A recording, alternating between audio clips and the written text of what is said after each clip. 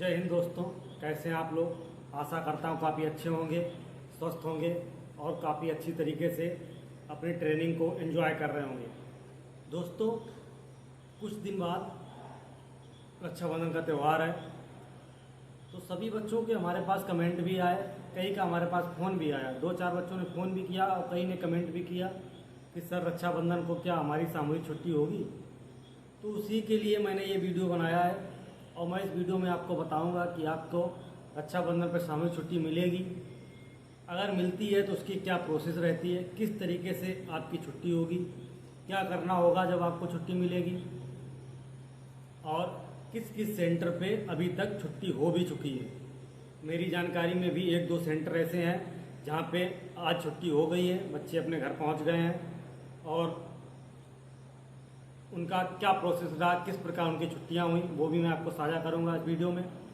तो वीडियो को शुरू करने से पहले जिन्होंने हमारे चैनल को सब्सक्राइब नहीं किया है वो चैनल को ज़रूर सब्सक्राइब करेंगे, लाइक करेंगे और ज़्यादा से ज़्यादा वीडियो को शेयर करेंगे। दोस्तों, आपकी आरटीसी चल रही है और आरटीसी में एक नहीं कई त्यौहार भी पड़ेंगे। ये रक्षाबंधन भी आपका हो जाएगा, इसी में आप में दीपावली भी पड़ेगी और होली भी पड़ेगी। तो अब किस तरीके से आपकी छुट्टियां होंगी, सामूहिक छुट्टी? अब ऐसा तो है नहीं कि हर एक त्यौहार में आपकी छुट्टी हो जाए। अभी रक्षाबंधन है, रक्षाबंधन में भी आप लोग सोच रहे हैं कि हमारी छुट्टी हो जाए, हम घर जाएं। सब चाहते हैं कि मैं घर जाऊं, क्योंकि जब से आप आए हो 2 महीने से घर जाने का मौका भी नहीं मिला है। उसके बाद दीपावली आएगी, दीपावली में भी आप लोग यही सोचेंगे कि सर मेरी छुट्टी हो जाए, मैं घर चला जाऊँ। मैं भी सोचता हूँ, सभी लोग सोचते हैं कि छुट्टी हो जाए, घर जाने का मौका मिले।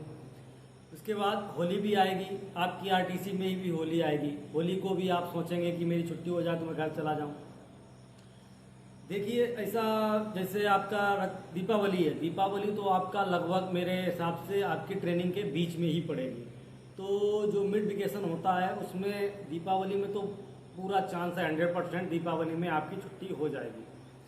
रक्षाबंधन में भी आपकी ट्रेनिंग के हिसाब से 2 दिन का आपका गैप पड़ रहा है, 2 दिन की आपकी छुट्टियां पड़ रही हैं। जैसा कि संडे है और सैटरडे को सेकंड सैटरडे पड़ रहा है इस मंथ का, तो 2 दिन सैटरडे को भी आपकी परेड नहीं होगी और संडे को आपका अवकाश वैसे भी रहना है। तो 2 दिन तो आपको ये हो जाएंगे। अगर छुट्टियाँ आपकी होती है तो छुट्टी होने का बहुत ही बढ़िया चांस है, क्योंकि 2 दिन आपका अगर छुट्टी पड़ जाएगी, 1 दिन आपकी सीएल हो जाएगी। तो एक दिन सीएल, 2 दिन छुट्टी, मिला के 3 दिन की छुट्टियां आपकी हो सकती है। लेकिन मैं वीडियो पहले भी आपको बता चुका हूं वीडियो के माध्यम से कि छुट्टी करना कोई मतलब जो आपके ऊपर अधिकारी लगे हैं या आपके उस्ताद लगे हैं, अधिकारी का मतलब जैसे आपका आरटीसी प्रभारी हो गए या आपके उस्ताद हो गए, उनके हाथ में छुट्टी नहीं होती है। छुट्टी की बात जो भी सामूहिक छुट्टी है, 1 दिन की 2 दिन की छुट्टियां तो आपके प्रभारी या आपके आरआई साहब या फिर आप किसी भी वाहिनी में ट्रेनिंग कर रहे हैं या आप किसी भी प्रशिक्षण केंद्र में ट्रेनिंग कर रहे हैं, तो वहाँ का जो अधिकारी होता है जिसके अंडर में ट्रेनिंग चल रही है, तो वो आपका 1 दिन 2 दिन का अवकाश कर देता है।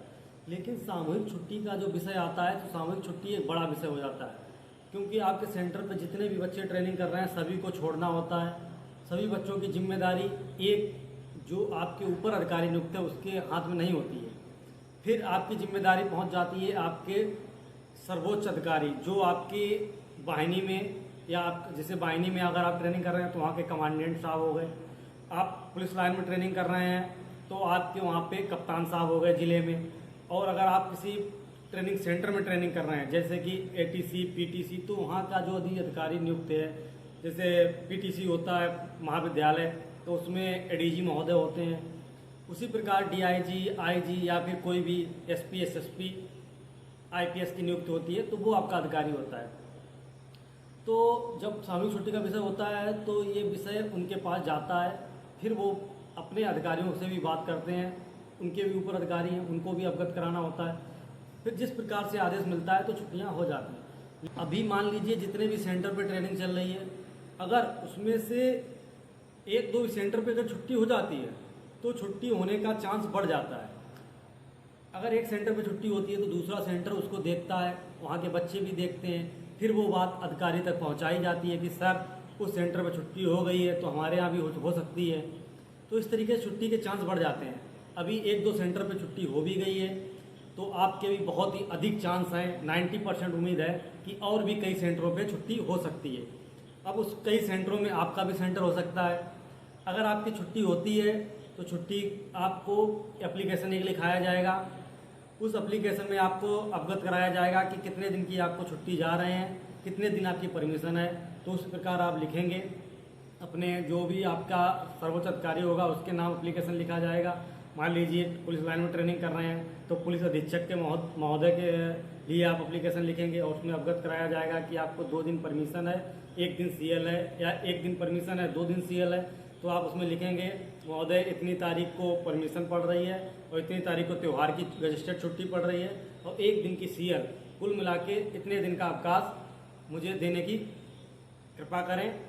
आपकी जो भी आपका नीचे मेंशन किया करने कहा जाए आप मेंशन कर देंगे और अपना चेस्ट नंबर और अपना नाम, टोली, किस सेंटर पर आप ट्रेनिंग कर रहे हैं ये आपको लिख के एप्लीकेशन जमा कर देंगे। सभी बच्चों के एप्लीकेशन टोलीवार ले लिए जाएंगे। मान लीजिए एक टोली में 30 बच्चे हैं तो 30 बच्चों का एप्लीकेशन ले लिया जाएगा और कमांडर सारे एप्लीकेशन लेके एक लिफाफे में पैक करके आपके मेजर को पहुंचा देगा। जितनी टोलियां सभी टोलियां इसी प्रकार करेंगी। अगर छुट्टी अगर आपके सेंटर पे होती है, अपना एप्लीकेशन लिखेंगे, कमांडर को देंगे, कमांडर सारे एप्लीकेशन ले जाके मेजर साहब को दे देगा और मेजर साहब सारे काउंट करने के बाद आपके प्रभारी को बता देंगे कि सर सारे एप्लीकेशन आ गए हैं। फिर आपकी छुट्टी हो जाएगी। आपको छुट्टी से पहले ब्रीफ भी किया जाएगा कि किस प्रकार से आप घर पे जाएंगे, किस तरीके से आपको रहना है, किसी से लड़ाई भी नहीं करनी है। ये नहीं कि आप पुलिस में भर्ती हो गए हैं तो आप पुलिस का रौब दिखाएंगे, ये भी नहीं आपको करना है। और अच्छे से जाके अपने त्यौहार मनाएंगे और फिर से वापस आके इतने समय तक आप अपनी आमद करा लेंगे संस्था के अंदर। तो छुट्टी अगर एक सेंटर पे हुई है तो बहुत ही ज़्यादा अधिक चांस हो जाते हैं कि आपकी छुट्टी हो जाएगी। अभी तक कानपुर में एक सेंटर है 37 बटालियन का, 37 बटालियन पीएससी कानपुर में है, उसमें आपकी छुट्टी हो गई है। वहाँ पे आज बच्चे छोड़ दिए गए हैं, उनकी 2 दिन की परमिशन और 1 दिन की सीएल अवकाश से उनका अवकाश हो चुका है। वो बच्चे अपने घर के लिए रवाना हो गए हैं।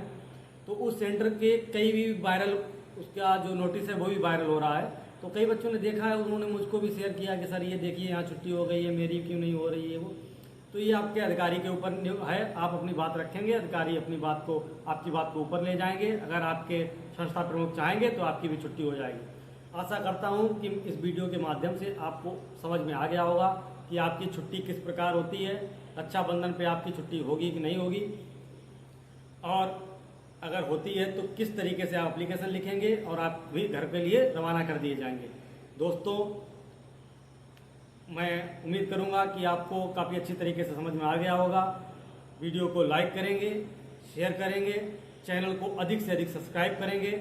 जय हिंद, जय भारत।